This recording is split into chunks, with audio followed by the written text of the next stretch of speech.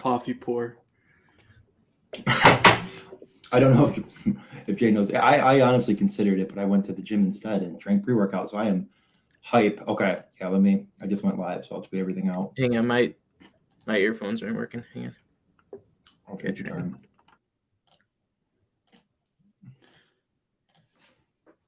Oh, I gotta get the YouTube.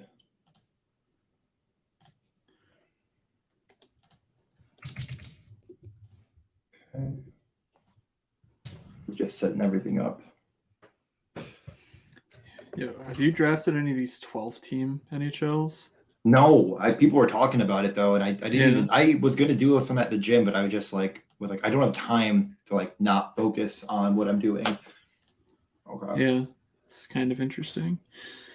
All right, I just wanted to get the couple things pulled up, like the betting and the DraftKings. Who bets these days? Only losers.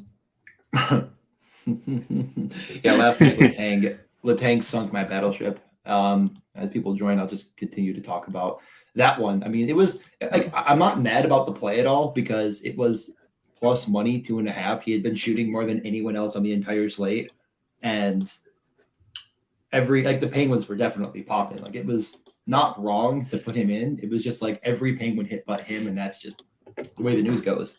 What'd you take? Point or shots? I took shots, of course. I was between the two. Did he get a point? I don't even. He got a point. He got an assist. He had one shot on goal, and right at the end, because 2 would have pushed on underdog, and I would have hit my slip. Oh my God. He had the chance. Did you watch the end of that? Either of you watched the end of the Penguins game? No, I didn't. He gets the puck in the slot, and it looks like he's going to shoot it, and he tries to pass it, and the pass gets blocked and cleared, and the game's over. And I'm like, oh my God, Letang, get it on net. You could have, and I don't know. Again, I'm very selfish in that regard because I would have won money, but. Yeah. Anything for you last night, Jay? How was your last night? I don't know if you can hear us. Yeah, he probably can't. Matt, how was your last night then? Well, I'll ask you. Well, every single LA King somehow scored 40 fantasy points. So it was not great.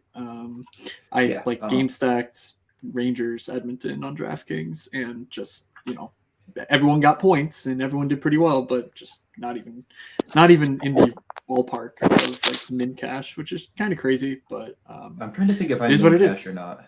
I made one lineup and I wasn't even going to, and then I remembered I didn't accidentally. I queued a couple up last night, the night before, because I'm like, oh, these are big contests. I don't want to miss this. Did I min cash? I think I was right on the line because I had I had 120 and just missed. But similar mindset. I just decided fade Ottawa, fade LA, go with Gibson. The only player I played was Brandstrom, who definitely got there with the 4 shots and the assist. But just sitting there with Zibanejad, Kreider, Boldly, a lot of good. Well, I mean, Boldly kind of didn't really completely get there, but it was frustrating because the winning lineup on a 5-game slate had 200 points. Underdog, I lost a little. I think I lost $40 on a 300. I think I made 260 back, and it was it was the same thing. I had Arvidsson, Nelson. Who was it? Arvidsson, Nelson, and another. Oh my God, it was Brady Stutzel, I think. And it's it just didn't get there. It just didn't get all the way there, and then that's frustrating because you go to the underdog lobby and you're like, how the hell? Who drafted but people just game stacked Nelson with Raquel and Crosby because it was really easy to do, and that was just I wasn't coming back from that. It felt like, Jay's fixing his headphones right now. I know this StreamYard stuff can be a nuisance, so while we're waiting for that, just talking about a little bit about last night. Also, as people joined, PuckLuck's going to be wide open today, so if you are looking to do some betting with all of the other sports off, if there's tonight is the All-Star game, right? Not a clue for the NBA. I'm saying that with very little confidence myself, but oh my God. Sorry, I'm just trying to pull up the daily fantasy slate, and it's an absolute nuisance. I know there's college basketball and XFL today. XFL is today? Obviously golf. Yeah, there's obviously golf. but I think that's about it as far as the games in town. Soccer was this morning. I don't think there's any afternoon stuff there. So, yeah, it's NBA All-Star break weekend where the NHL is really the main game in town. I posted in the MSP Discord the early version of the Excel for today, or of the sheet. Did you get some of the news and notes from we could probably kind of we'll just get started with the early games here in a second as Jay gets stuff together. I'll pull that up. One thing I guess I'll mention as we get started as well, that for resources, number one, our Discord, Matt posts this sheet that I pull up on every stream I do pretty much. And people ask me well, where is this? I tell them every time it's in the Discord. Do you want a link? And people are like, I don't use Discord or whatever. I don't know what to tell you. I'm not going to tweet it out every day because it's if you don't know what you're looking at or you don't it is confusing. I don't know what to say. There's a lot of colors, a lot of columns. So yeah, you just kind of got to get in the Discord, read the pinned post that sort of dives into it, and but I like it as a benchmark. It just sort of helps me remove my biases from watching the games and just say, hey, based on the underlying numbers, here's what things look like, and then I know across the league all the power plays and such. Right. I share it because why not? I don't think I'm really giving the game away or anything, but it's a useful conversation starter in our Discord for all the people there that are talking about it. So, yeah. In any case, our Discord makes up a big enough. Yeah, that was just our Discord doesn't make up a big enough fraction of all of the lineups to be oh, this is going to drastically change anything. But I pulled it up right now. I expected goal index. Do you want to just break down that and the Corsi index really briefly before we get going? Those are the two that I think are most valuable. Yeah, for for someone betting, really. So all of this is a 10-game trend, meaning if there's key injuries, we have a couple guys coming back today that would obviously change things pretty dramatically for their teams. But it's basically lining up how the team has performed over the last 10 games versus the competition they faced. Basically a way to sort of say, oh, if you play Anaheim 10 times in a row and you crush them, you're not getting quite as much benefit as if you were playing, say, Boston. And so on and so forth, basically just looking at the last 10 games and then lining them up based on offense versus defense. So clearly, Nashville is a team that, if you listen to the Morning Skate podcast, they've been pushing the tempo a lot lately. We've talked about that. Florida is obviously a team that gets into crazy town as far as pace is concerned. So it's not too surprising that those are two of the more premier spots on the slate, just because Florida and Nashville sort of, could be gunpowder and fire there. So I sometimes lean a little bit, into the goal index column too, to just say are there teams that are getting unlucky versus their output? You can see that on the right side and just sort of compare are they scoring a ton on great offense like Florida is? Yeah, okay, fine. That's pretty good. But Nashville has not been getting the goals that really would support their underlyings. So those are spots where you can sort of look for bounce back candidates. And there's other columns here, but for the most part, if you know this, you can sort of get a sense of what the pace looks like for each of these teams. And that can sort of be your overarching view as you start to dive into specific players for, player props or, stacks for DFS purposes and so on. So, yeah.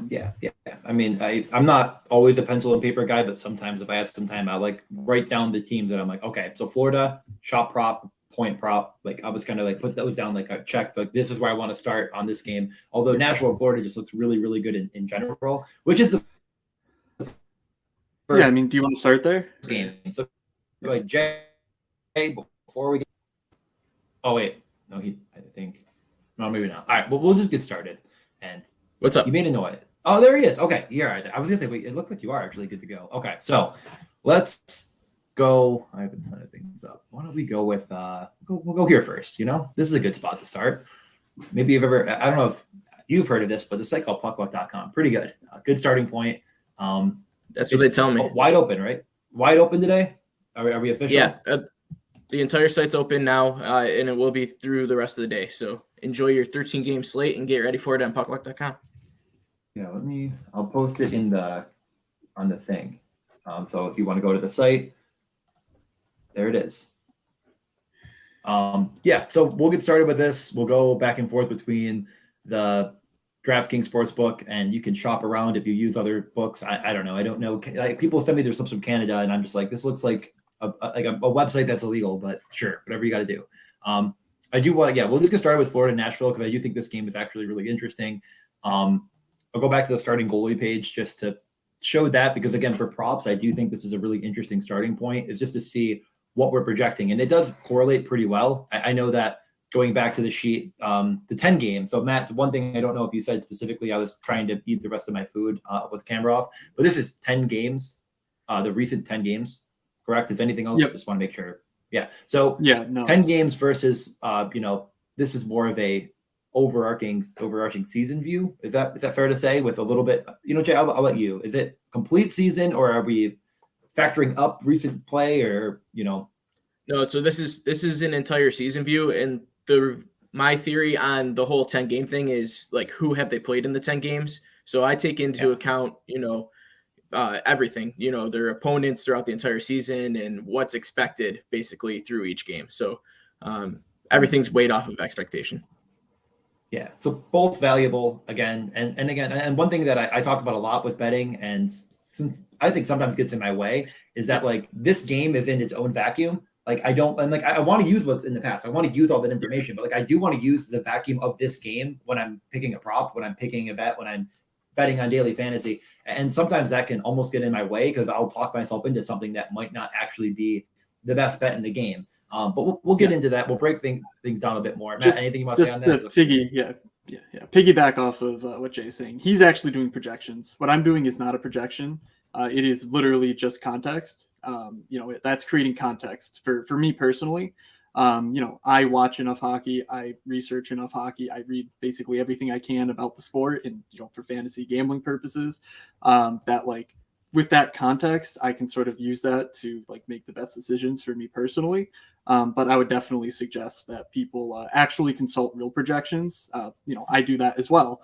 But that's just something that has worked for me and sort of is part of my process. And that's my contribution, because I'm not skilled enough with, computer programming and stuff to make, like, real projections that are live updated, that take into account all of the factors that you would need to, like Jay does here. So I just wanted to throw that out there. I certainly do submit to, like, real projections, quite regularly as well.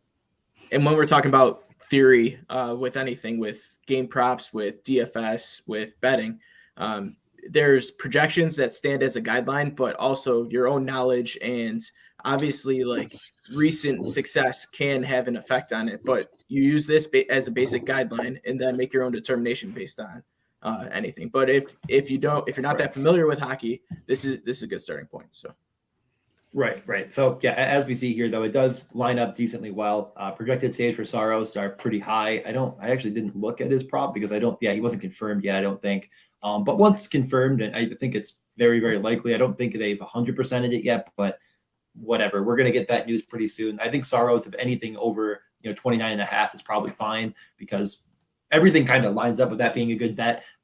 Just a starting point there. If you're looking at the goalies, again, we're projecting around 4, 5, 6 goals here, 6 and change.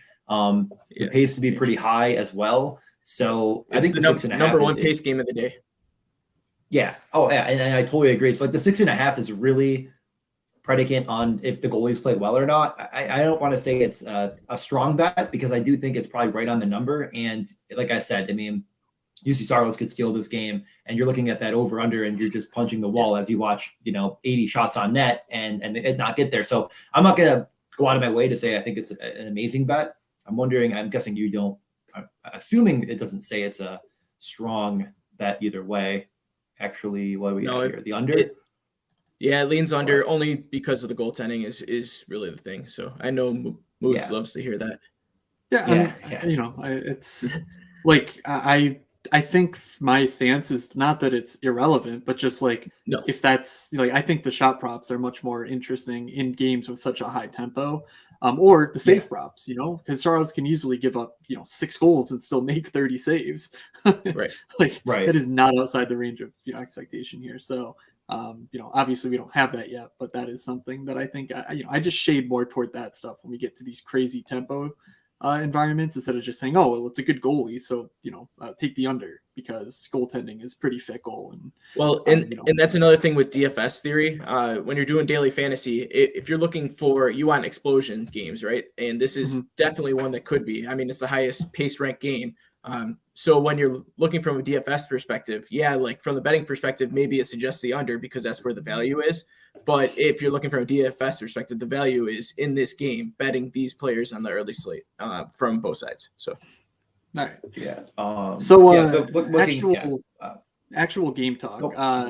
Phil Forsberg seems likely to remain out in this one. I'm not sure that we have that confirmed, but it sounded like he was not really close to returning here. We also don't know the status of Sam Bennett. Those things obviously would throw pretty major wrenches into the current outlook for, I think, both of these teams, honestly. I'm still pretty interested in Matthew Tkachuk across the board. He's been, just consistently putting up, fantasy point production and shots and everything. But getting Bennett back, I think, would be a pretty, big help to that second line in general. And if Bennett were to miss E2 Luosterainen, should remain on that second line, second power play. And I imagine his goal prop is, reasonably, at a high value given the newfound role that he's been playing in since last game. But we're not sure on the status is there. So a bit of injury considerations, but for the most part, I think it's, mainly the studs for me. It's Tkachuk, it's Yossi. So either of you guys have game takes on this one? Jay? I'll just say that the most interesting pair to me is the Verhaeghe Tkachuk thing. If Verhaeghe gets the run on power play 2, but he's been pretty effective playing with Tkachuk at even strength. So even though they're not correlated 100% on the power play, there's and 30 minutes there at 5-5. All right, 25 minutes ago, Sam Bennett remains out per Maurice. Yep. So there you go. Okay. Would imagine that second line stays intact, but just check it if you're playing like daily fantasy, obviously, because that's not confirmed.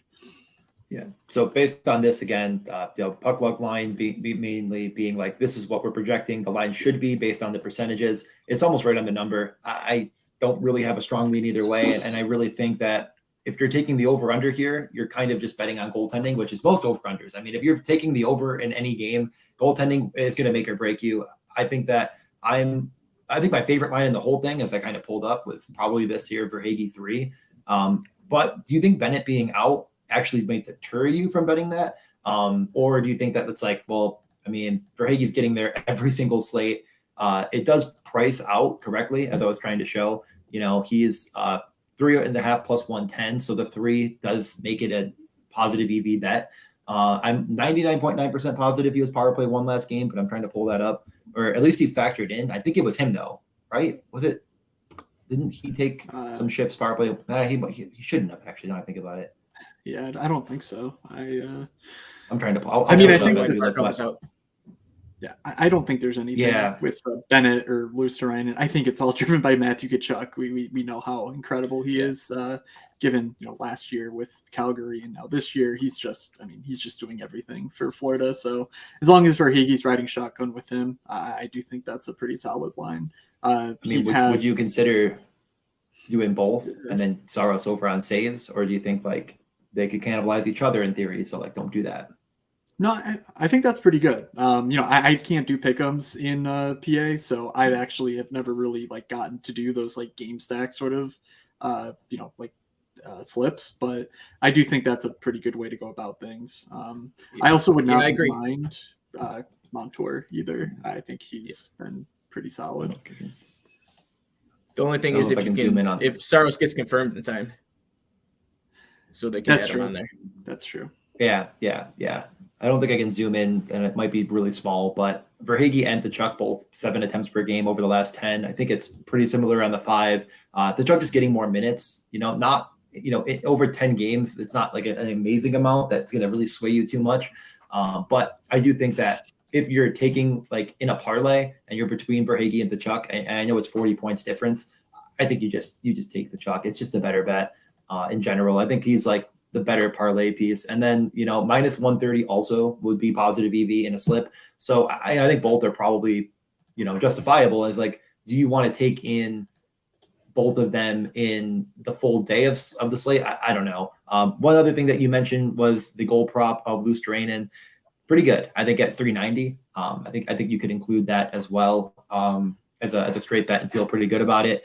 I know Colin White drew into the lineup. He scored last game. I don't think it's probably worth, if like at almost the same odds, are you really going to, not enough I think Luosterainen is just a better bet. Not enough minutes, exactly. Luosterainen is going to be on that line that's getting high Corsi, and I have his goal odds at plus 230 today, so there's definitely value there. Yeah. Anything on the Nashville side? I mean, we kind of off the cuffs were like, this is pretty good. This is not a bad matchup for them. Bobrovsky can be porous. Is it Tomasino time? And I think his odds are way better on FanDuel, if I recall correctly, but maybe it changed. He was top line last game. I think that stuck throughout the entire game. I'm trying to pull that up on the side. Yeah, I mean, it's different now. It's Johansson with Granlund and Duchesne. So he's with Tomasino's with Niederreiter and Glass from last game. So, yeah. I mean, depends on what you're calling the top line. Yeah, exactly. Whichever one you think is top line. He basically replaced Phil Forsberg, but Glass replaced him on the top power play. So, I think both of those spots offer some value. I'm more interested in it from a DFS perspective, though, honestly. I don't know that, especially the Cody Glass thing. I think his prices in sports betting have been sufficiently sort of risen to the point where I don't know that there's a ton of meat left on that bone. But there's a ton of value there as far as like a 2-game DFS slate. So I'm interested to see if they switch up the lines. They got absolutely plastered by Boston last time out, and we haven't seen their lines since then. But I'm imagining Tomasino remains in the top 6 role if Forsberg is out, and that's probably where I'm starting. But like Johansson has been quietly decent, and again, not sure that I would like put like I'm not sure the median exists there for him, or like the point prop or whatever is good, but like he's been decent enough for DFS purposes where he's like 3K on the 2-game slate. That seems pretty good.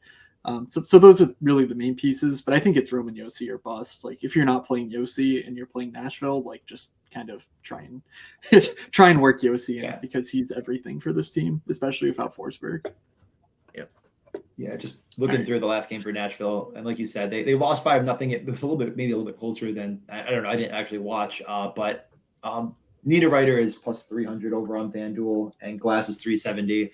So if you're looking at a Nashville goal prop, but we could probably move on. I think I'll just keep these 2 bets here for now, and we'll move over to Colorado and St. Louis. We don't know on Cale Makar yet. I tried to check as soon as I could before the slate. Again, he's listed as a prop bet at least, and seem fine. Like they seem like good odds. I think like.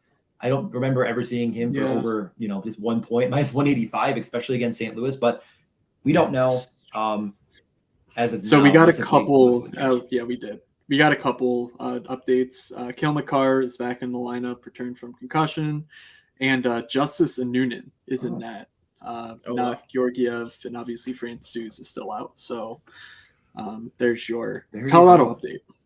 That probably came out minutes after I left the gym because I was looking right before I left and there was nothing. I just saw that he traveled. Yep. Okay. So Makar in, I mean, minus 185. It's not like it's a stone cold block by any stretch of the imagination, but I mean, man, that seems like the best odds I've seen for him ever since he became the best player in the world.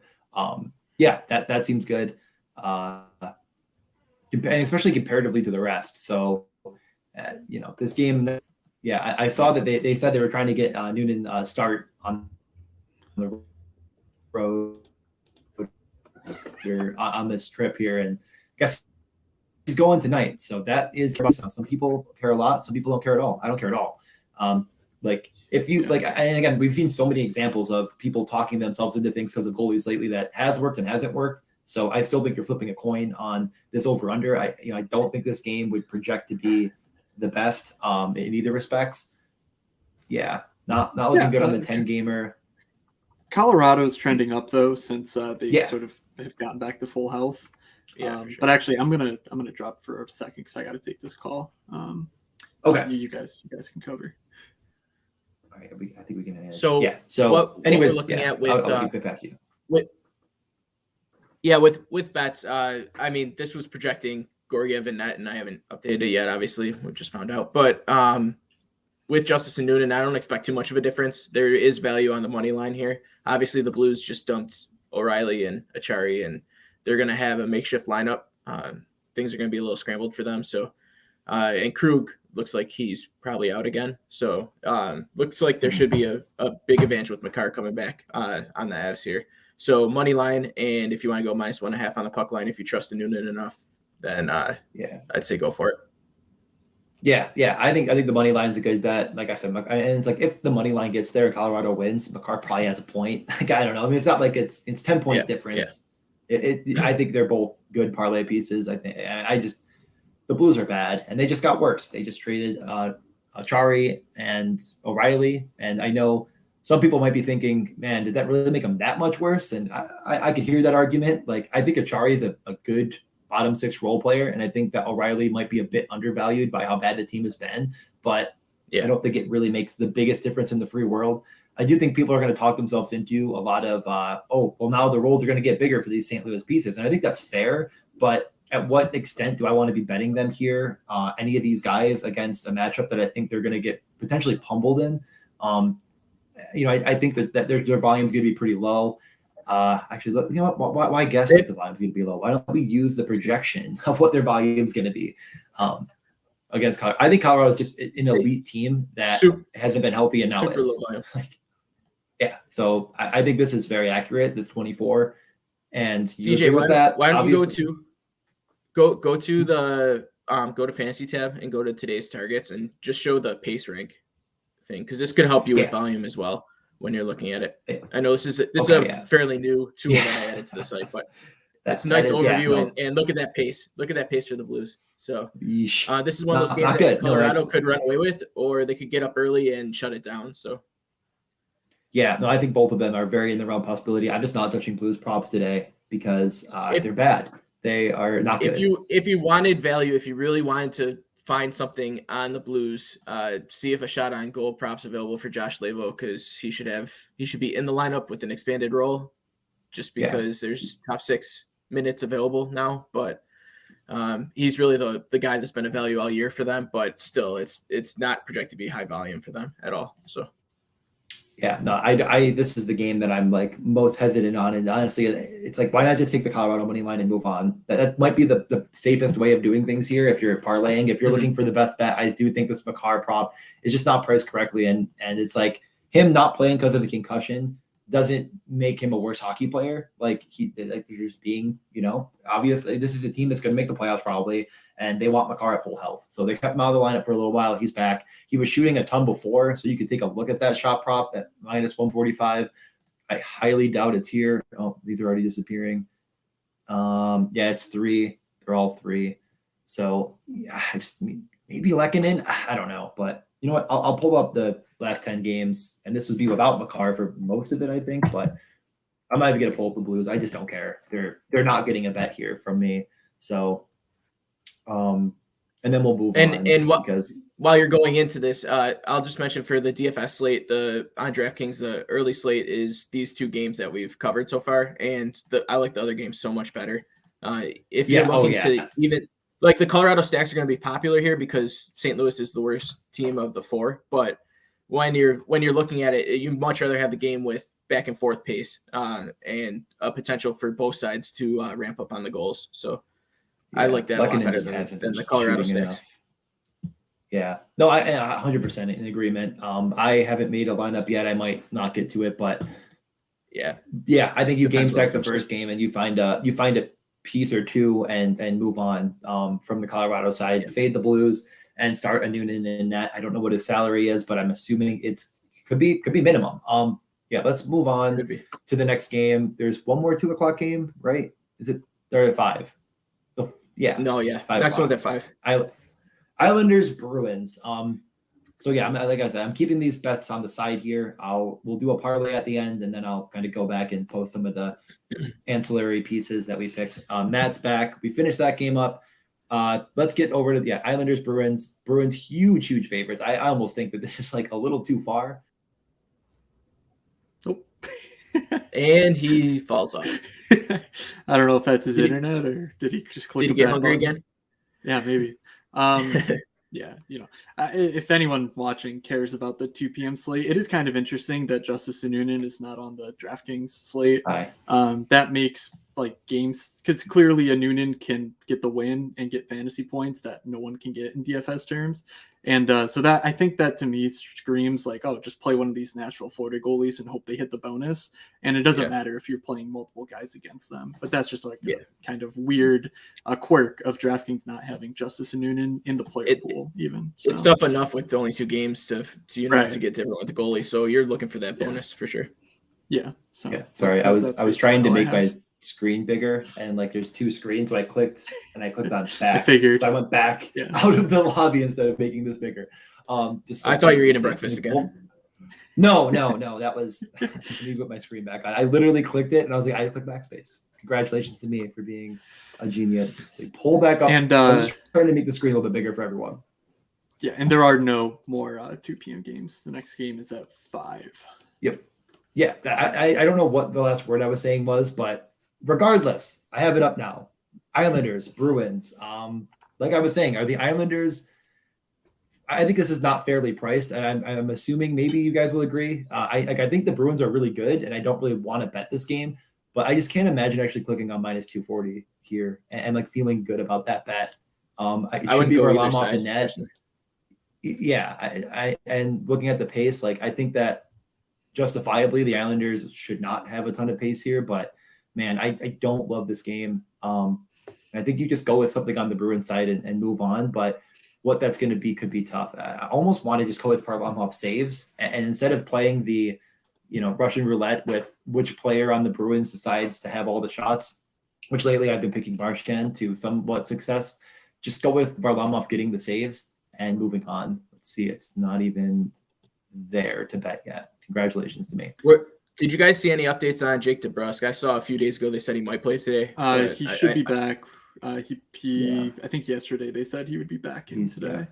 Yeah, so that and he is listed. Probably slots in on the top line, but I mean that's the way their lineup fits best. I feel like with Taylor Hall sliding down the third line with Coyle and Smith. So, I mean, I like Jake DeBrusk. I don't know how much they're actually going to deploy him. I don't know if he's right back on power play 1 or Krejci stays there.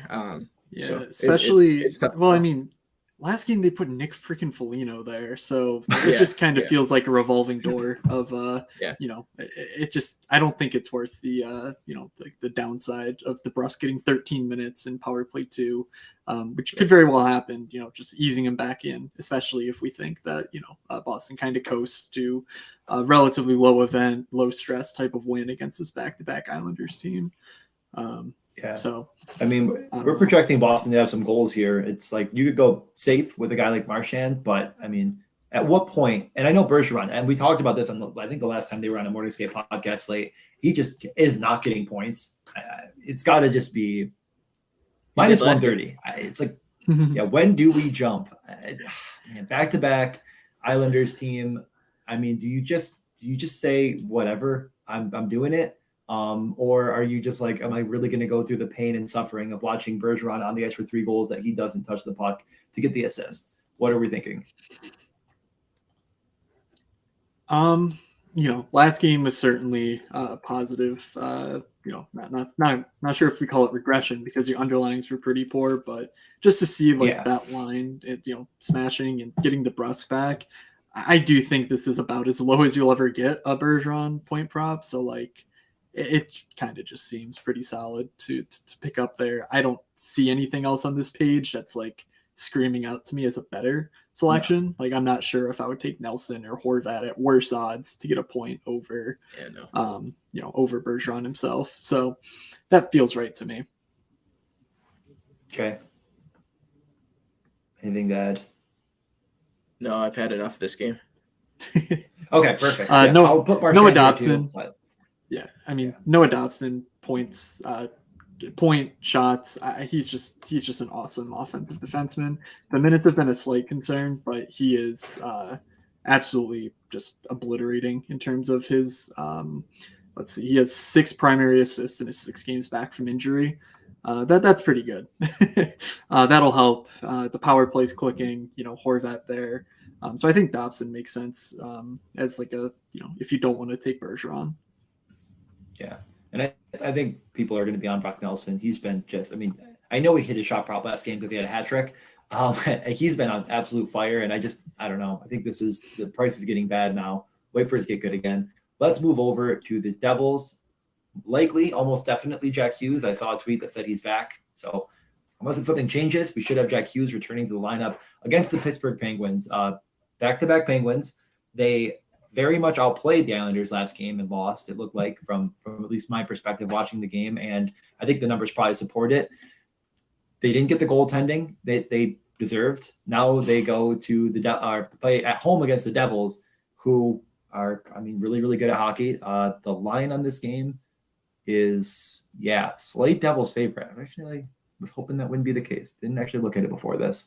Part of the issue is we're not sure who's in net for Pittsburgh. If it's Tokarski, then there is a big issue with you should be on the Devils. But if they go with DeSmith again for the second straight night, or if Jerry's somehow miraculously ready, it's up in the air still. So I'll take a peek as I didn't see anything this morning. I will say, goaltender aside, this is by PuckLuck standards the second highest paced game. Both sides should be getting plenty of shot attempts. So regardless of who's in goal, there's some shot prop value here for sure. Yeah, Jari has been like seemingly ready to return since like last week and just hasn't been. He was close. I kind of feel like today's the day for that. Again, DraftKings, if you're playing the 3-game afternoon slate, he's minimum salary there.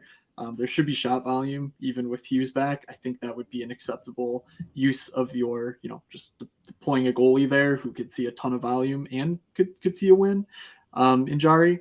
But we have entirely new lines from New Jersey now that Hughes is back. So just looking through it, it's Tatar, Hischier, Mercer, Sharon Govich, Hughes, Bratt, and Palat, Howla with Zetterlund. So I don't know if there's a ton there that like stands out. Maybe Nico Hischier just as like a, Tatar and Mercer maybe aren't going to be quite as puck dominant as Brad is.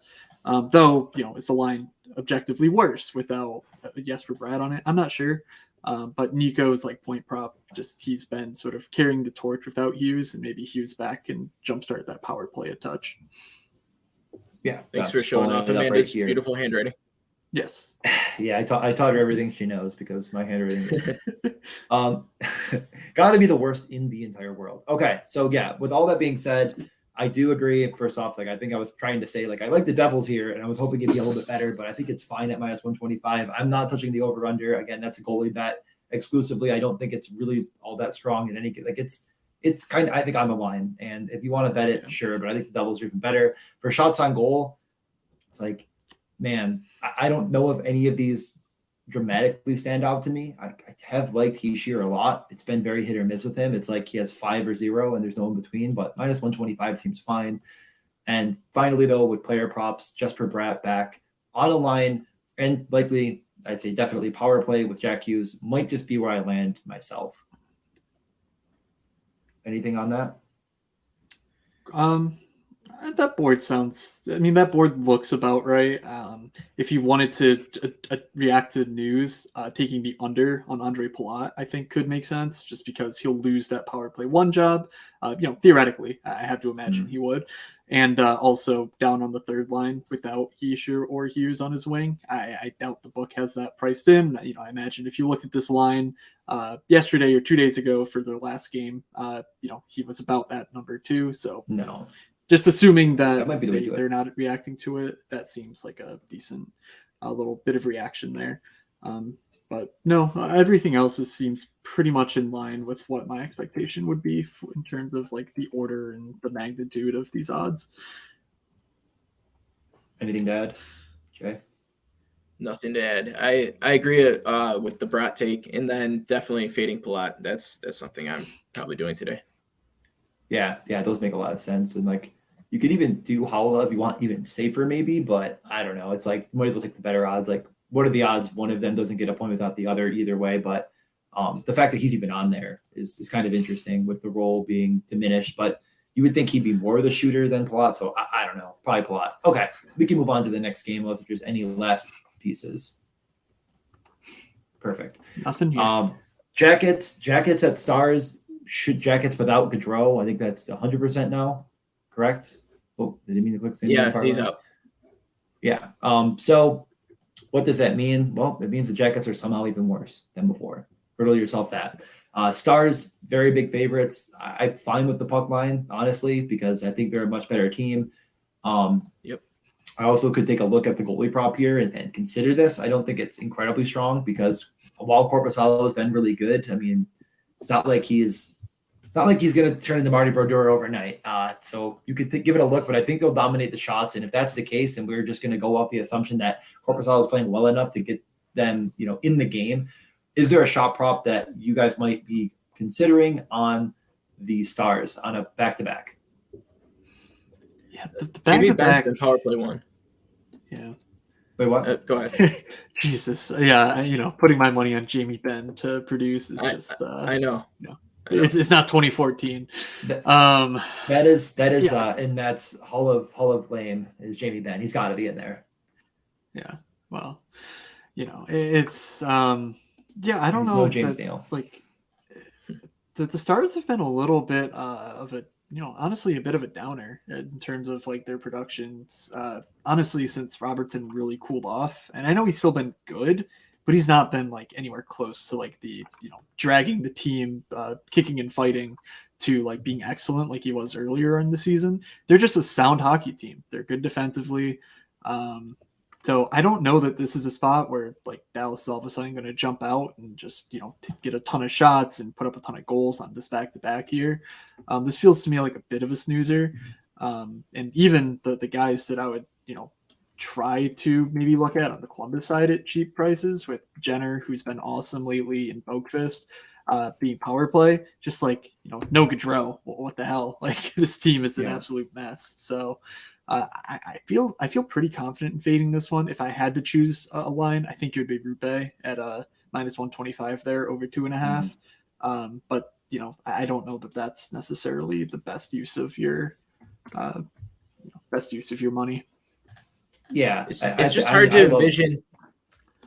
Sorry, after you. I'm sorry. I'll pull this up.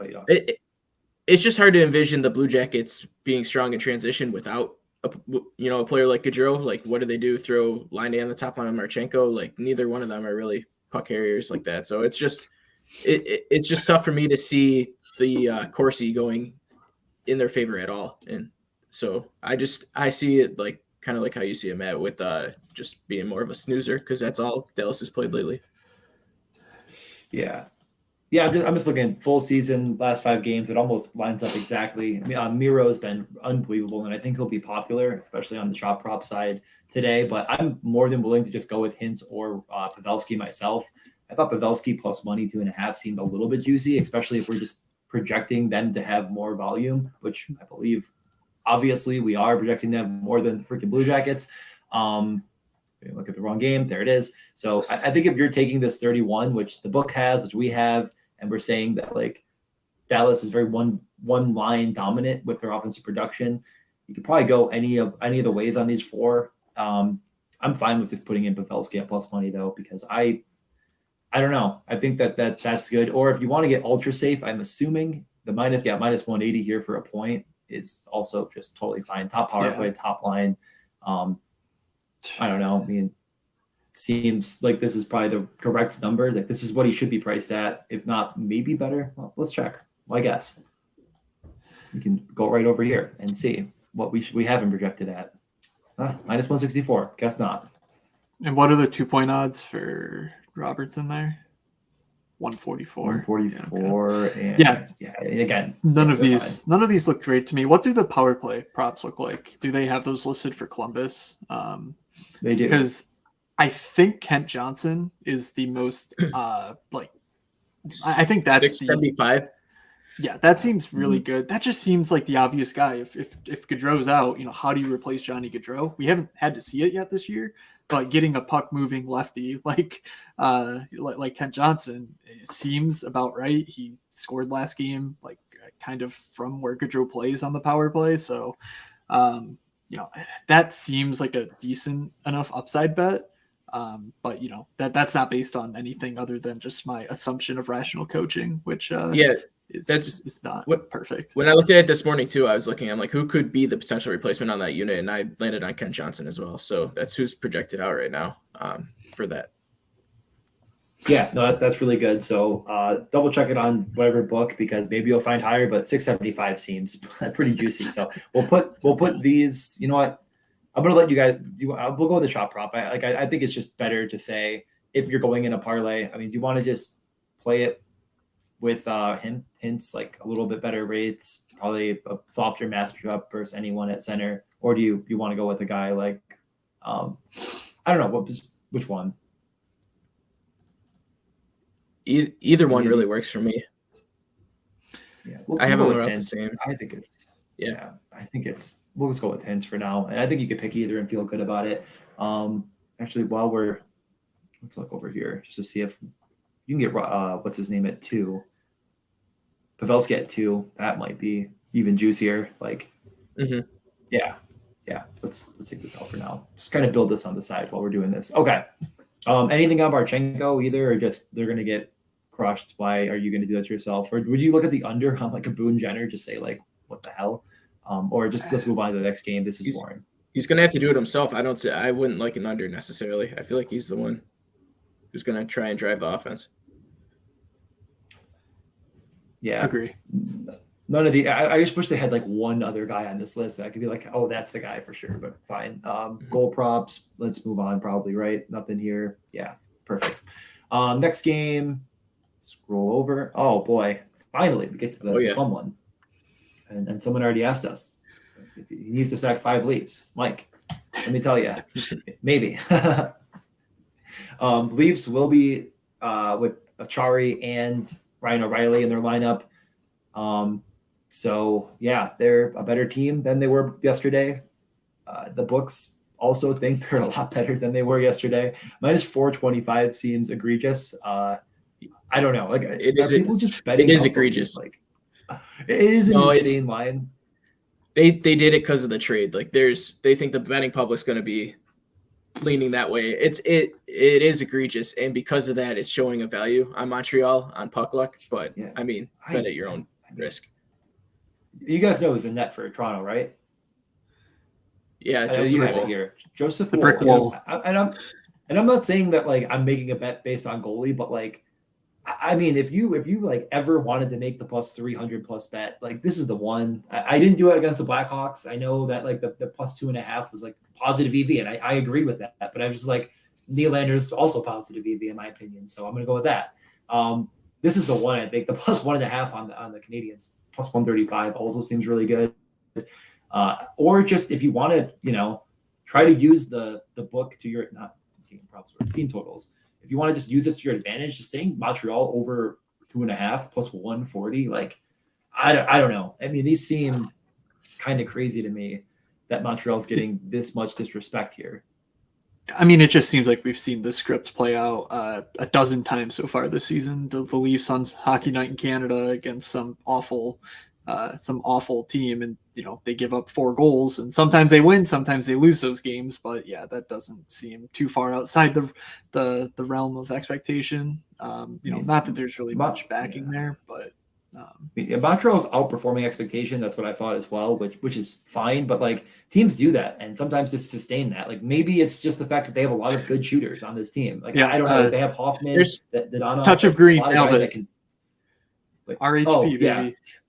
Yeah, RHP. What are we even doing here? They just are finding guys that are scoring, and at some this was me with the Blues last year. It's like at some point you just have to throw your hands up and say they just have goal scorers, and they're making things happen. They're good on offense, and I think that you could really easily talk me into a parlay piece of something Montreal related here, because I should It just feels like I should say books- though, I saw this morning something about Kirby Doc grabbing his sticks and leaving the ice. So I don't know what's going on with their forward group there, and if who's gonna like take his place if he's not playing tonight. Okay, that is an interesting point. As far as player props are concerned, yeah, just everyone's plus money. I mean, even freaking Suzuki, minus 135. Like, at some point, you just have to ask yourself, am I ready to be hurt? And is today the day that I get hurt? And the answer might be yes. And we just go with a Montreal player. Toronto does give up, a decent amount, but it's just, I mean, is O'Reilly and Achari coming in just going to make them shut it down defensively? I don't know. I guess it helps, but yeah, I mean, at what point do we, man, because I feel like the Toronto, all of these lines are tough to feel confident in. Matt? I like the Matthews still. Yeah. He's been back for 5 games, and he has like 8 shot attempts per game. That feels like it should be a 4.5. But that, I don't know. It's also Matthews, and I feel most confident in that versus anything else here. Matt coming in with the correct answer while I'm over here galaxy braining. There's also a question of where O'Reilly's playing today. I saw some projections of him just sliding in on that left wing on forward line 2 next to Tavares and Marner. But, I mean, do they really want to play him at wing? I mean, wouldn't you make him a center? I don't know. Yeah, I kind of think that that Tavares would be, a decent wing there, but I also, they're probably just going to play him on the third line, and everyone knows what the Leafs need is a third line center, so whatever. Yeah, so that's what I'm saying. Like there could be some value with O'Reilly. Obviously, he's not going to play power play 1. Will he be on that third line, or will he get a chance with Tavares and Marner today? Like I'm sure they'll try both throughout the season, but what do they do tonight? And maybe that might boost O'Reilly a little bit today, but. So Doc is out sick, officially pulled it up. So who replaces him is Dvorak, Duran, Armia, and then Hoffman, that guy that I honestly have no idea. Belzile? They're probably going to go 7D then. And Schoenemann will play, Weidman healthy scratch. Okay, so they won't. Okay, so they have a lot of guys that before the year started I'd never heard of. Why are we doing this for ourselves? Let's just assume that Wool gives up a couple goals, and let's not even do that. Matthews is the safest bet here. That's the correct answer, and we're overthinking it. I think there's a lot of bets here that are fun, and I'm totally down to take a deeper look, especially that 2.5 for Montreal. I just think that plus 140 on that just seems like it's kind of crazy. Like, we're assuming they get there, 2.6. So you're kind of like a coin flip on getting a plus 240 at 140 bet. I think that's fine. Are we to the DFS slate? Yeah, we are to the DFS slate. So just kind of pull up this game. The only 7:00 start, that's kind of nice, but also there's then a huge gap. Never mind. NHL, what crazy amount of late games. Yeah. Holy crap. Insane amount of really late games today. I thought we staggered. We didn't stagger. The Washington-Carolina game's an outdoor game, so that's true. There could be some element of, because I mean, I don't see any other reason for the Islanders window, like the Islanders, Boston, Pittsburgh, like those games. Teams on a back-to-back playing 22 hours later. Obviously, that's like the league minimum for time between games, but it seems odd that they would schedule all those games for 5:30 if they didn't want to clear out the schedule for that outdoor game. So I have to imagine that's what's going on here.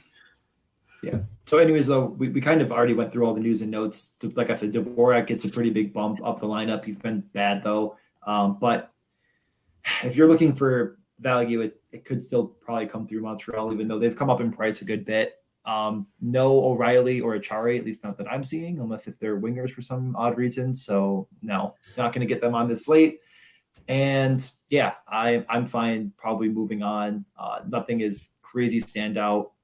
I mean, Morgan Riley is maybe cheap enough that you could say, screw it. You're stacking Toronto, include him, but anything else before we scoot over? I'm good. Good here. Okay, perfect. So we'll keep that in our list and go to the outdoor game. Did we get anything on Ovi yet?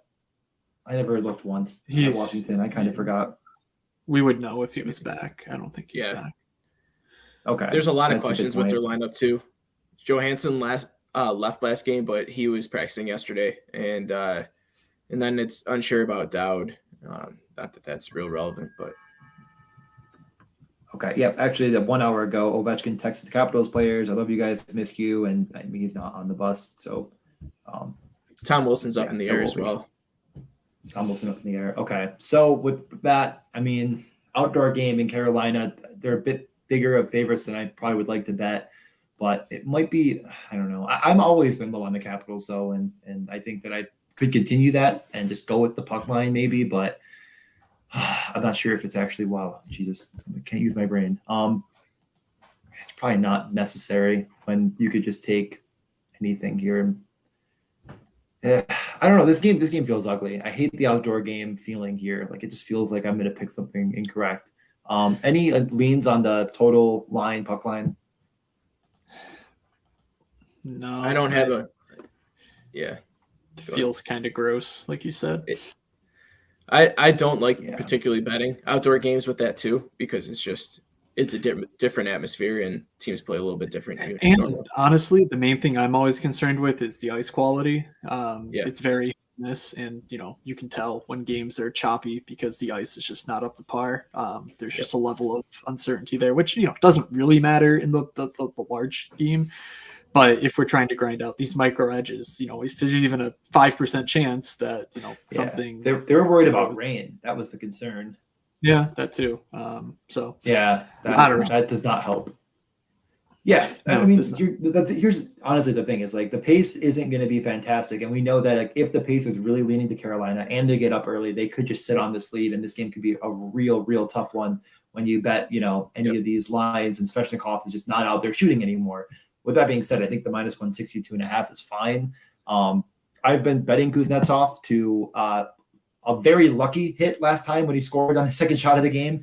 But that does get there. He's not on the first power play last game, but I mean, then they put him out there late. It was like they were punishing him because he had like no minutes in the first period. He had like 4 minutes and just stopped. Like it was like they weren't putting him out there for some reason.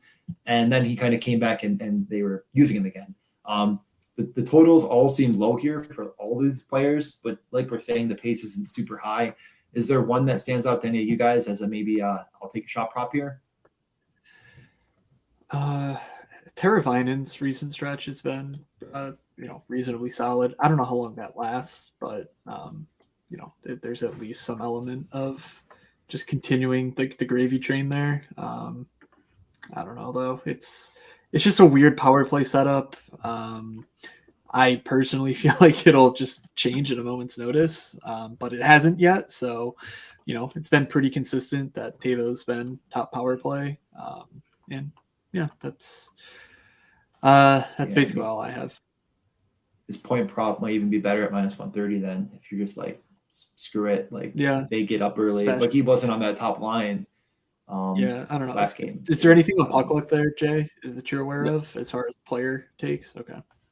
Yeah, nothing crazy. I mean, everyone on Washington's just reduced because obviously facing Carolina and that suppression is it's killer. So, and then without Ovi and even Tom Wilson to an extent, it's tough to see them really producing.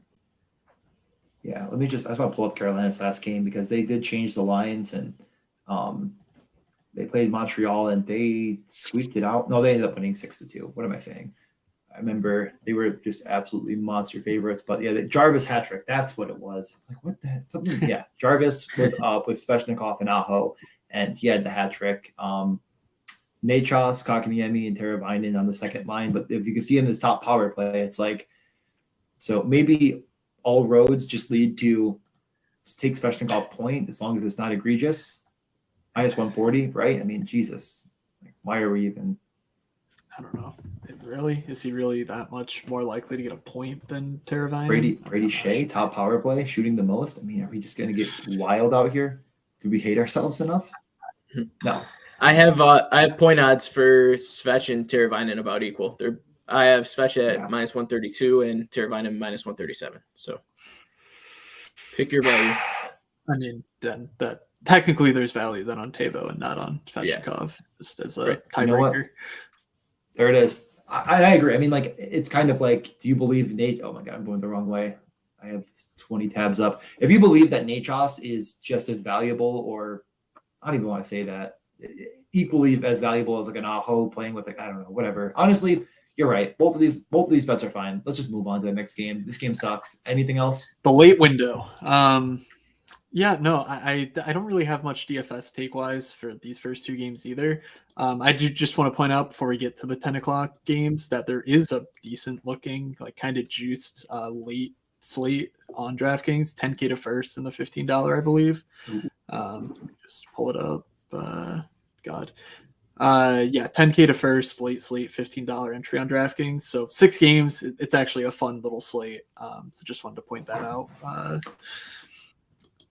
Before we got into these specifics. The Rangers, Yogi the Ranger versus the Flames.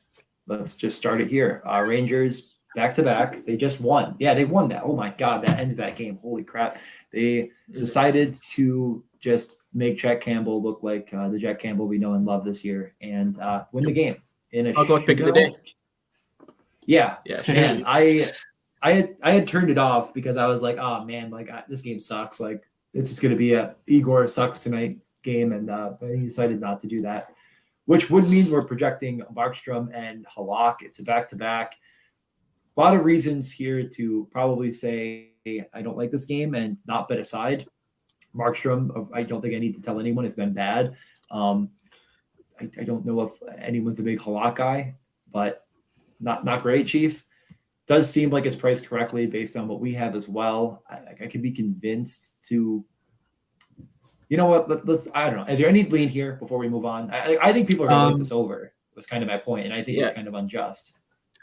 I think people like the over, and that's why I kind of like the under, to be honest. But yeah, don't love it, but I like it. Mm-hmm.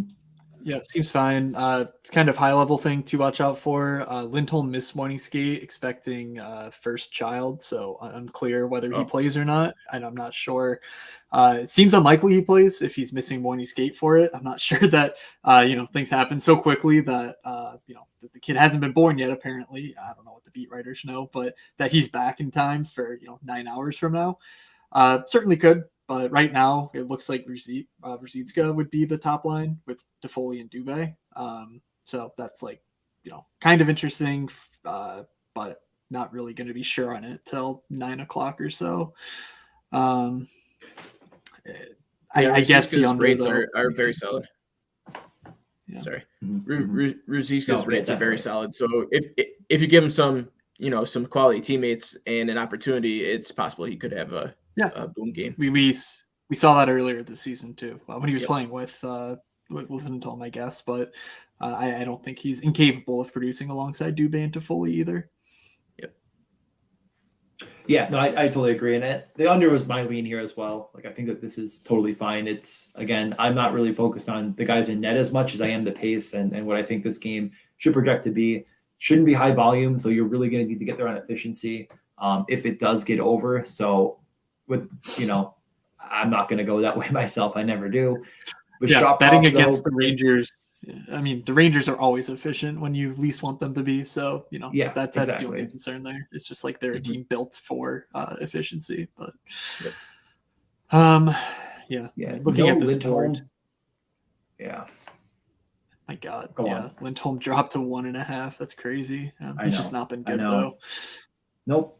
That was like early in the season. I'm like, oh man, like keep dropping Lindholm. He's gonna figure it out. And then eventually I was like, he's not gonna do it. It just isn't gonna happen. I gotta give up on that train for sure because he's been bad. People have loved Hedel. Yeah. I personally can't get there on the shot prop. I just don't think that's his way of doing things. So I think there's good odds here. Like there's something juicy, but like I like if you're getting crazy.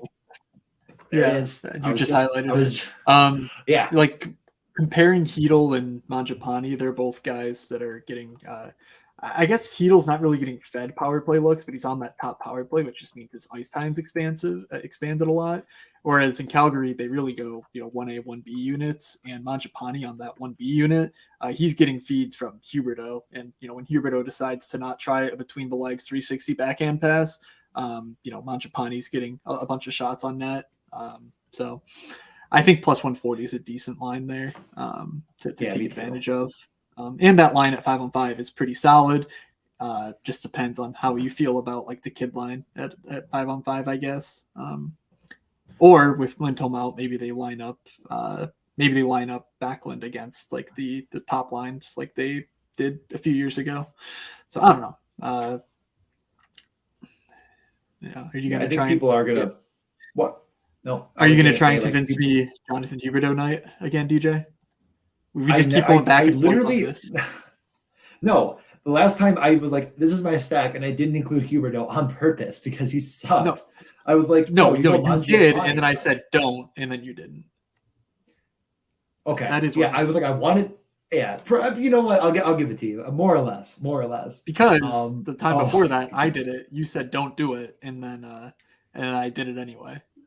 Yeah. It did not work. As Wookie points out, Alan Walsh will be tweeting quite a bit about Huberdeau, who it's not Huberdeau's fault, right? I mean, it's not his fault that he has 3 attempts per game over his last 5, and like on the full season is also he's just not getting the puck on the net and like isn't setting up anyone. It's like if you can't do the one thing you're good at either, it's not going to go well. Like he's under 3 attempts per game. Like this is not a good. He's just not playing well, and like.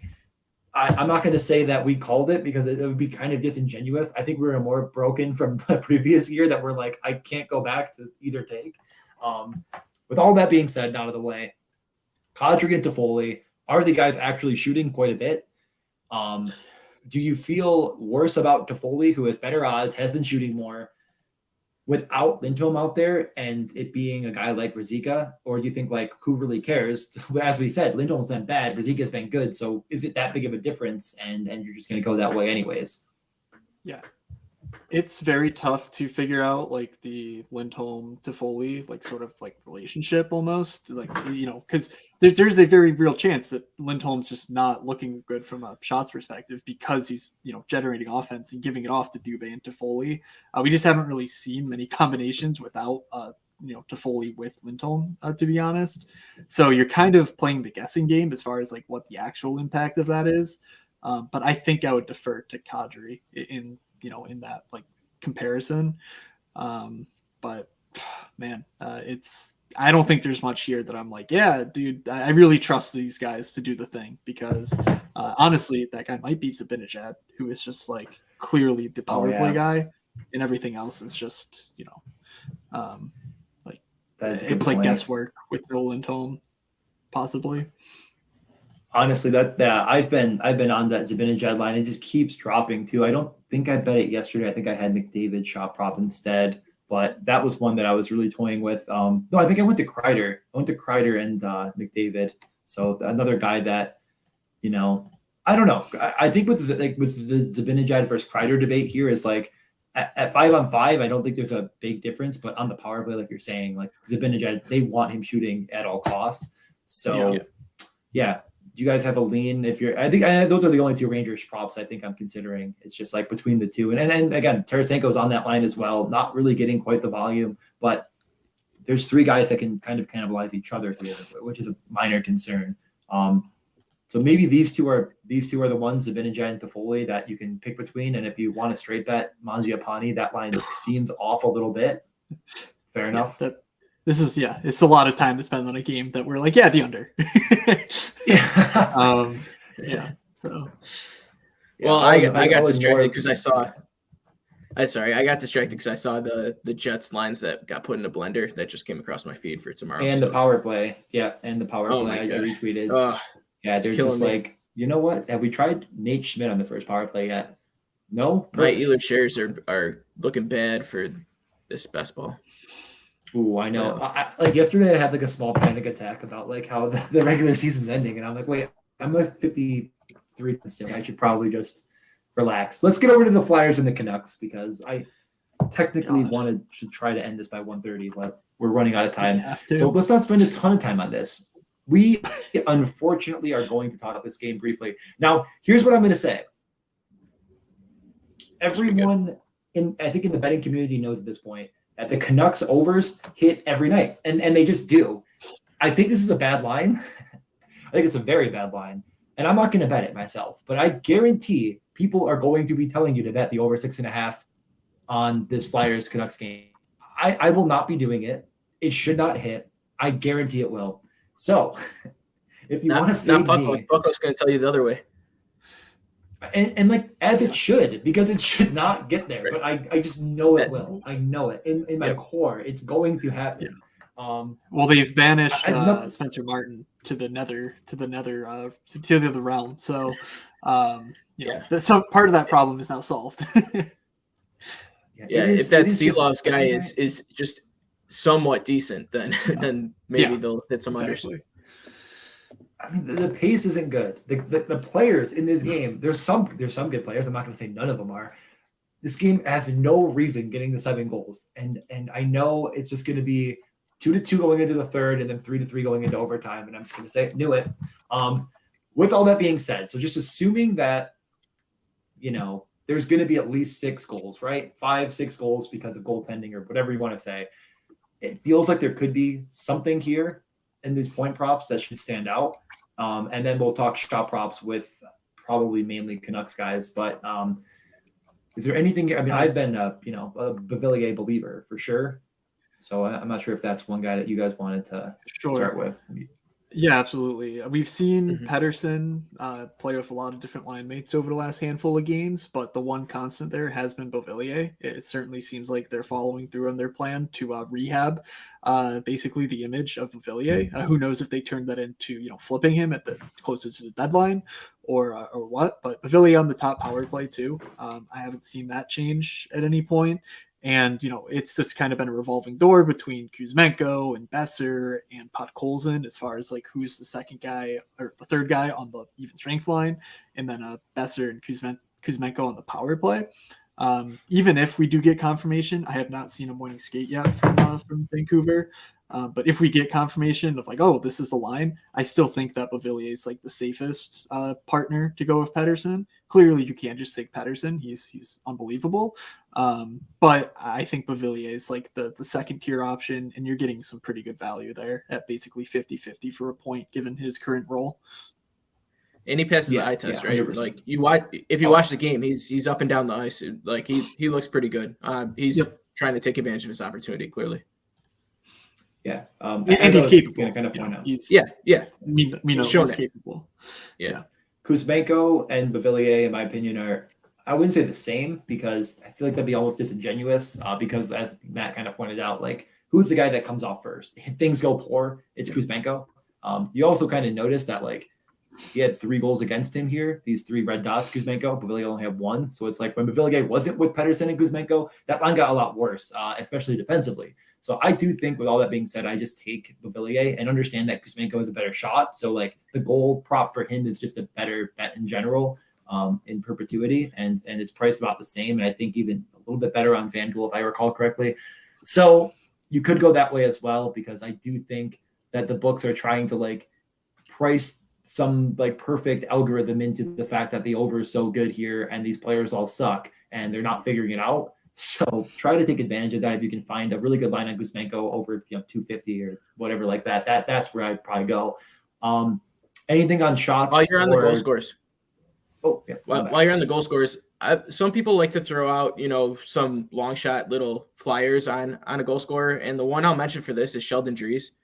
He's plus 350, and PuckLuckJay's at plus 195. For some reason, he seems to just put the puck in the net like every so often. So against a team like the Flyers, I kind of look to him, and he'll have a decent line mate the way they've been rotating those lines, either Besser or Kuzmenko or somebody on his line to help him out. So I kind of like that. And I just think that plus 530 on FanDuel too. Yep. Wow. I was gonna say. Yep. I think it's 500 on FanDuel. Yeah. I was pretty sure it's over 500 on FanDuel, so I was pulling that up myself. Good call, Matt. Yeah, it's again like always. Sorry, a good rule of thumb for goal props is FanDuel's almost always better for some reason, whereas the point props are very, very similar between the two sites. I'm not sure what. I think it's because FanDuel offers the no, so they kind of need to be more fair on like how they price things. So if you're like looking to bet a goal scoring like parlay or something, I think I would always defer to FanDuel. If you were to have money on FanDuel, which if you don't, I certainly don't blame you because their product generally is not great. But in this specific case, it's definitely the way to go.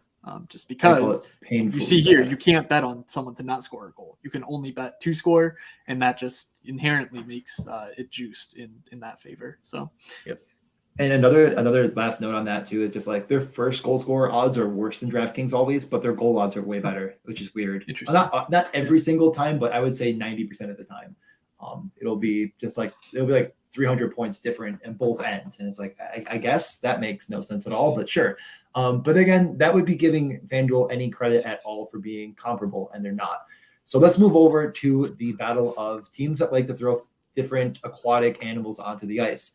And that would be Detroit and the octopus, Seattle, and the fish. What fish is it again? Like a freaking, I can't remember. What kind of fish they throw? I don't know. They throw a fish. There's some market that is it squid or something? I don't know. Well, squid is Detroit. Detroit after the game, the players like wave around a fish and they chuck it into the stands and they have fun. And I guess I hope Nashville. Yeah, I hope everyone knows this is the only analysis for this game that we're giving. So. Salmon. Mike said salmon. I think it's salmon. Salmon? It's salmon? Okay, sure. It's a big old fish. I'm telling you right now, I'm not making this up, and everyone agrees with me but you guys. And obviously you're not getting your analytics broken down into the fish. Speaking onto the ice like I speaking do. Of big old fish, DJ, what's your take on this game? Thank you for joining us. No, my take on this game is that let's start. I'm going to start by saying, Detroit, you've fooled a lot of people lately. You've won a lot of games. Congratulations to the Detroit Red Wings for winning like 6 in a row. Unjustified. Like I don't know how they've done it. And if you look at the 10 games, they've not been good. This is just using the last 10 games, which, like I said, they've won 6 of, if not more. They won 6 in a row, so they may have won more than 6. And they have been bad, and they don't look good in this matchup. Is it the power play? It must be their power play. Dylan Larkin's been unbelievable. Unbelievable. I mean, Dylan Larkin's been on another freaking planet. It is insane. I don't know what else to say other than I'm going to fade them. And I think that this Kraken line is totally fine. 100%. It might not be the best bet in this game, but it might be. So I'm going to put it to the side. It is. Because nothing should leave you. Pick of the day. Definitely fading Detroit and going Seattle here as PuckLuck pick of the day. So whether you want to do the -1.5, if you're feeling frisky to go for that, but I think I might just keep it as the money line. Yeah, I absolutely love this bet. So it's definitely going to be mixed in. I might just straight bet it. I might put it with a couple other things, but it's my favorite bet for sure. On the money line. I need to. Did we see that John Hayden got sent down? And what does that mean? So John Hayden got sent down. Does that free Daniel Sprong? Like we all hope. Do they have any other injury considerations? I would imagine so, but the fact that Gord had like that insane game last time out, like he got the power play job that Sprong vacated. So does it really matter in terms of Daniel Sprong? I don't know. It's kind of crazy. I just wanted to say, because I'm like contractually obligated to point things out like this. Dylan Larkin last 10 games, 11.88 expected fantasy points per game based on DraftKings scoring. That is better over the last 10 than guys like David Pastrnak, Nikita Kucherov, like guys who've been playing very well. But Larkin's been actually like really good. 6 goals, 8 assists, 37 shots and 67 shot attempts. He's getting a bit lucky in terms of his like finishing and whatnot, but the underlyings are very much there. He's doing a ton of the offense driving himself. There's just no one else on the team that's picking up the slack. And DJ's showing it right here. You can just see it's a ridiculous run of form for Dylan Larkin. Yeah, he's been carrying the underdog slates too. Like he's been tearing it up. So he's playing himself into like one of those top center considerations when you're looking into daily fantasy. Yeah, and I think he'll be popular for that reason, and I think I'll fade him for that reason. Looking on the other side, a team that I'm obviously a bit more interested in, McCann and Bjorkstrand have been the rate shooters over the last 10. I think just as much in the last 5. I know, as we mentioned, Gord was more rewarded for Bjorkstrand being really good at hockey. I think they're both good at hockey, though. I think that line's really good in general.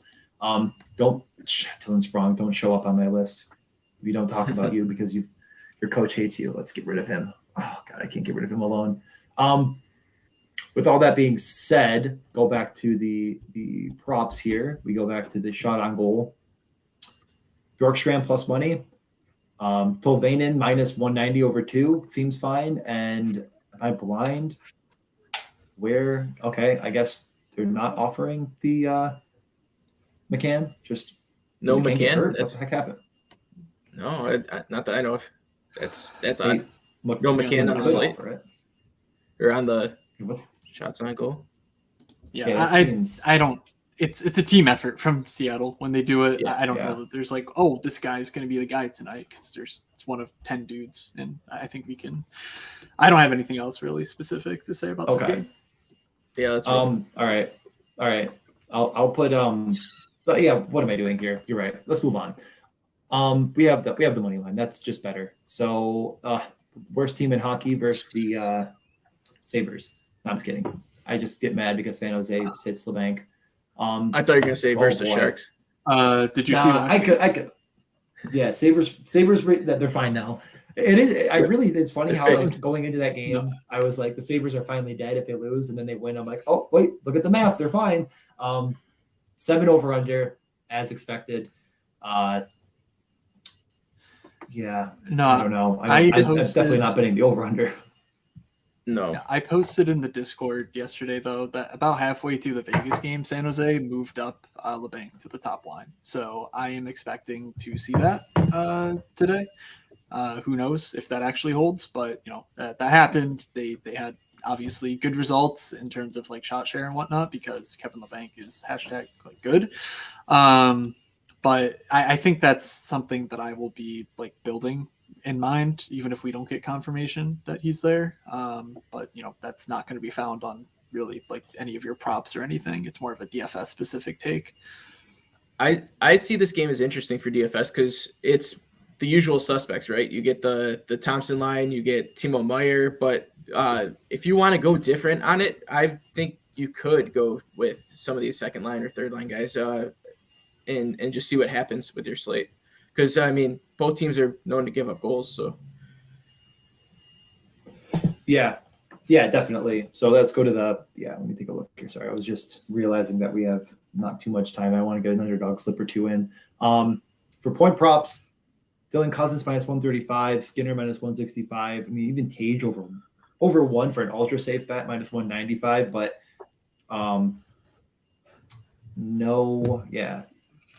as expected, no Labanc. So if you're thinking prop, one of these things with if Capo Kakinen's in net tonight, he's riding like a 945 save percentage over the last 3 games. Like he's been insanely good all of a sudden. So yeah, so I mean, maybe we just expect a regression to his mean, which is giving up a lot of goals. So I don't know. He knew my best ball shares. He knew the best ball shares I had and was like, now's the time. I had so many last pick Kakinens. I just kept doing it. Believe in my boy. So I'm gonna hope he doesn't regress tonight, but he just might. If he doesn't, if there's a team that regress, it's the Sabres that would do it, right? Team that shoots above expectation. Oh yeah. Well, I guess we didn't actually explicitly say this, but the Sabres did go back to Tage, Tuck, and Skinner. It wasn't Cousins on that top line, but like I'm kind of alluding to, like I'm fine with still taking. Like if you were out here thinking like, you know what, I'm fine taking Keto for a point, and you're not fine taking Cousins for a point, you're probably doing things wrong. It's like this minus 135 is totally fine because of how good Dylan Cousins is and his power play role in general. So I do like the Cousins for a point, or I mean, really, I think it's probably just Skinner. Like, why play the game of what? I think Tage is just the best option here. Like, yeah, it's more juiced, but I don't think the percentages really play out to that's like an extreme difference. And Tage is just so much more focally involved with that first line back intact, and Cousins kind of not having a set line. His play has fallen off slightly. So even though I like him on the power play and whatnot, I just think Tage is right there. He's pretty close. So Yeah, shots on goal too. I mean, Tage is just all of them priced about exactly as expected, which again, so yeah. No, I think it's Tage at plus 120. Like, but the boom's there with him. Fourth. I mean, he finds it. It's like absolutely. I mean, do we ever? And I know in the underdog circles, people were saying he just wasn't getting drafted very high at all. I don't know, if he just hasn't had that 65-point fantasy night lately. So maybe people are falling off the wagon, but might be time to jump back on. Right. So any other shot prop here? Nah, 2 more games. Let's power this out because I still got things to do and I want to sit around and watch hockey all day. Yeah, I have to go help my friend move furniture. I can't wait. Kings, Yotes. Kings have been very good. Kempe and the boys have been very, very, very good. Game lines, I actually just kind of went right over it. I don't know why, but they're huge favorites as expected. Of course, no Chikrin. Maybe he'll just switch locker rooms before the game starts. Who knows? I don't think we need to spend an exorbitant amount of time here. Like, there's plenty of good odds, I think, on different players for the Kings, and I expect them to be, I don't want to say popular in DFS as much as I think they'll be, people will be betting them in different capacities. The goals should come through them. The shots should come through them. Plenty of players to pick from. Is there one that you think stands out as far as a player point? Like Kempe minus 160, they just don't want to adjust. So I'll empty my notebook and then let you guys talk about whatever you need to. But so Gostisbehere's closed, but he's not returning yet. Check for him tomorrow, though, if you're playing the Sunday slate. Velarde drew back into the lineup. He took over the top power play job immediately. So I don't see Velarde listed here on FanDuel. But he's also not listed in points or shots or anything. But I think that's worthwhile because Quentin Byfield had been there. I do think it's very possible, too, that Velarde gets a lot of shifts with the top line in place of Byfield, and just sort of going back to that. But that's obviously not confirmed, whereas the power play is pretty confirmed. So I like Velarde wherever you can find him, but I don't think you're going to find him in terms of DFS or in terms of sports betting. And that's about it. Last night was pretty representative what LA does. They've got a number of weapons. They're pretty concentrated. So I don't think you can really go wrong. I'll piggyback on Velarde especially if he gets run on that top line, but goal prop for Velarde is probably of value right now. With him just coming back and him being on the fourth line technically yesterday, but also the top power play unit. So he's third most likely behind Kempe and Fiala to score for LA tonight. 100%. I'll look for him for a goal prop later. And really Wookie coming in with the Valimaki take. And I agree. It's like in DFS circles, I think if you're needing a punt defenseman, that is like the one spot where Arizona gives you a little something is Valimaki, 3,400. And I know the rates aren't fantastic, but I think if you're looking at 3,400 for a defenseman, you could do worse. As far as what I'm going to put into my thing, I think anything we're saying right now still leads to Kempe being valued, good value at minus 160. I'm out of room at the end here, though. He's just been otherworldly. If we assume that Velarde's going to see more run with him and take out Byfield, that just makes that line even better. Kempe is still valuable here at minus 160. Anything else? Move on. Valimaki's okay, but let's get over. Yeah, Valimaki's okay, but he got those 4 assists. They were all secondary assists. He doesn't have a single point otherwise. So people have played him a ton. So in DFS purposes, I feel like he might get ownership that's not necessarily warranted given his profile. But you can move on to the last game. Okay. Yeah. I don't really have any strong shot prop takes. I think it's really tough. There's everyone they could have 4 guys hit and the one you pick is wrong. I don't know. That's the only way I can put it. I think they'll have volume. A lot of guys will hit, but look at last game and it's like freaking Lazat. It's just shooting every pocket. What the heck? So I think I'm just going to stick with the Kempe point and play it safe. Final game of the night, Tampa at Vegas. As we talked about, Vegas was actually really good against that Sharks team, and they did get the win late. Lucky for sure, as Kakinen played an unbelievable game. Now they play Tampa Bay at home. They're plus money. Feels interesting to me because I do really, really like this Vegas team a lot. But I also think Tampa's pretty good. Priced probably exactly correctly, and PuckLuck agrees with that. So what, if any, lean do we have here as far as this, the over-under, et cetera, are concerned? Do I have a lean here? I'm excited to watch this game. Plus 320 draw. I mean, potentially. Honestly, I've been hitting on those draws. Do we have this one goalies? feels? God, that's a good. Well, I mean, just do they have goalie props listed? Is my question. No, they don't. Okay. Because I'll go back to it quick, but no. Because Tampa's game against Arizona was obviously that's breaking some of this stuff where they had like a million shots and didn't score, but Tampa's been a team that I historically don't like to target, like play goalies against them. But just given the prices on Vegas goalies and like some of the numbers I'm looking through, like I think Vegas is going to be relatively underowned DFS wise, and I think particularly in net. But it makes sense to me to say like, yeah, like Eichel and Marchessault are decent prices. And, they really haven't gotten there.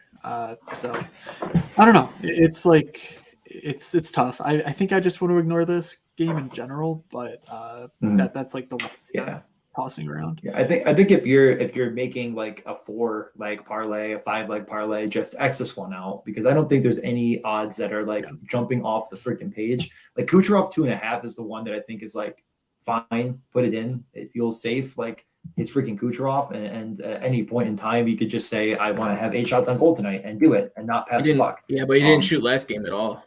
He didn't shoot last game at all. No, and I agree. It's like that's the problem with Kucherov. It's like if you watch him play, he can hit that prop every single time if he wants to, but sometimes that's not his MO. Taking a look at Tampa last 5. Hedman's been really good. Stamkos's been better. Like Kucherov's come down a bit, but like when do you bet on positive regression coming back to a historically good rate shooter is the question. On the season, he's the best one. So it's like, when is he going to revert back to that line? Do you take this minus 162.5 at the best odds we've seen? I might, or Hedman plus money, as I'm pointing out. He has just been really good. So it's like, do you want to go with the potential regression or the guy that's been doing really well, but it's a bit riskier? Those are probably my favorite 2. And then, I don't know, we could look at point props, but anything here for shots other than that? I don't have anything. No, don't hurt yourself. I just seeing 2.5. The base of this game does measure well. So I mean, I don't hate any overs on shot props just because the way this game could go, it projects to go, should be shot attempt heavy. Yeah. I mean, I think I agree with you, Kucherov. I just don't have much to add. Okay. So Kucherov we'll keep in the mix, and then props, and then we'll close this out. I didn't see anything that aggressively stood out. I think Hagel he was back with Kucherov in point, right? Am I losing my mind? Yeah, he was. And top power play. And top power play. He's just really, really good. So sure. And if not, I don't know, Marchessault minus 120 or Eichel minus 150. Whatever. I think I'm just sticking with Kucherov though. Yeah. Just play it safe. Don't play the game where Chandler Stevenson has 3 points and Eichel and Marchessault have 0, and I just throw myself into oncoming traffic. Okay, easy. Yeah. A lot of bets. So I'll post a couple more slips as well. Yeah, and I mean, thanks for hanging out, fellas. I see Wookie and Matt in the chat. Big time people in the Morning Skate Discord as well. So if you want to get in there, just shoot me or DJ a DM. Our Twitter handles are in the thing there. And best of luck on Saturday. There's a ton of slates. Like I said, check out DraftKings, like late slate in particular. If you're not used to playing a ton of slates outside the main slate, it's a good day just with the NBA All-Star break going on. And obviously all your slips and stuff on Underdog, and good luck in those streets as well. Yeah, and PuckLuck.com will remain open all day. So check it out. If you like what you see, feel free to sign up. What's your guys' promo code? MSP.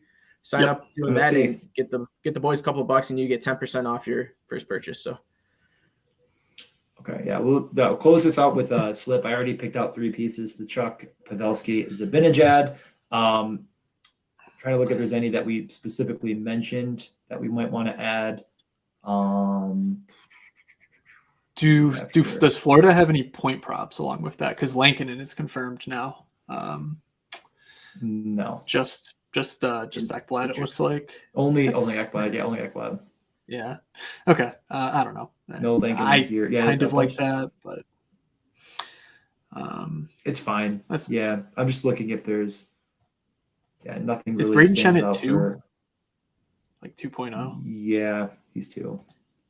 I mean, I like Shen. He's playing alongside Thomas. I just hate that. He's been productive, but it's fine. He was, but do they shift him to center? I don't know with O'Reilly gone. Good point. Let's see. Yeah. Yeah, with 13 we can skip games, that I for just now. don't Then. really want to put in Shen.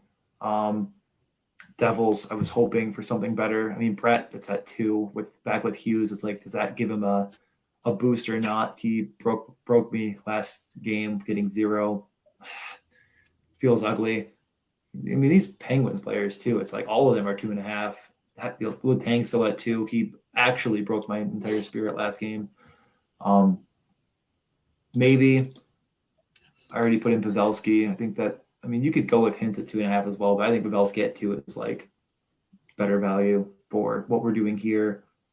What about these LA guys? Kempe, Fiala. Is there any value there? I think in theory Kempe is, because I think your 3.5 seems not fun, but that seems high. Yeah. Yeah, I think he was minus whatever at 3.5, minus 105. Yeah. Okay. So none of these, I don't think. Arvidsson is 2.5. No, he's 3. Jesus. Hate it here. That would have been the one. Larkin 3. Bjorkstrand 2 against Detroit. I mean, he's not hitting it, but what about Beauvillier? Just no point prop, unfortunately, but they have 2.5. Him and I think Kuzmenko, but I mean JT Miller too. It's like he's just hitting every single game. He is, yeah. I don't know. I don't think the rates are going to be like astronomically high for him, but I think what are the odds? What if we're just, and again, I'm this is something I know me and Matt both listened to the podcast Rolls, and they were talking more about NBA, of course, because who cares about hockey, but they were talking about like using the best sports book you have for lines to your advantage, because they're normally pretty sharp. So like if we're doing that, JT Miller minus 130 makes sense. What were we going to say, Jay? Yeah. Well, I think I saw Brat was at 2, and I mean I like that a lot. Yeah, he was. Yeah. No, him. Yeah. That was the one I like them for shots. So it's like, why not him now with Hughes? Like, does that increase him? And it does work out to being plus EV. So if we had JT Miller and Jesper, I like Brat. Jesper Brat. Jesus. DJ's hungry. Love Brats. Okay, what do we just put 50 on it? Go for $1,000? Why not? It'll be fun. Did I put 50 in? I can't see it on my. Yeah, I can. Okay. Yeah. There we go. Yeah. Confirm it. Okay, I will share this and I will post some more bets. Anything else? Last thing. Promo code MSP or what? What's the promo code for you for Underdog, Jay? It is PuckLuck. Okay, those are the two. Use those. That didn't post at all. What the hell? All right, let's get out of here. Okay. I'm hungry. Go gamble. I'll post things. Yeah, and I'm frozen. From the boys to Perfect. Yeah. Anything else? Any last notes? Anyone before we go? Matt, you always say anything, so why not? Anything before we go? No. I mean, from DJ, from Jay, from myself. Have a good slate. Have a good 10 slates. I don't know how many slates are there today, everyone. And we will see you. So let's get out of here. See you.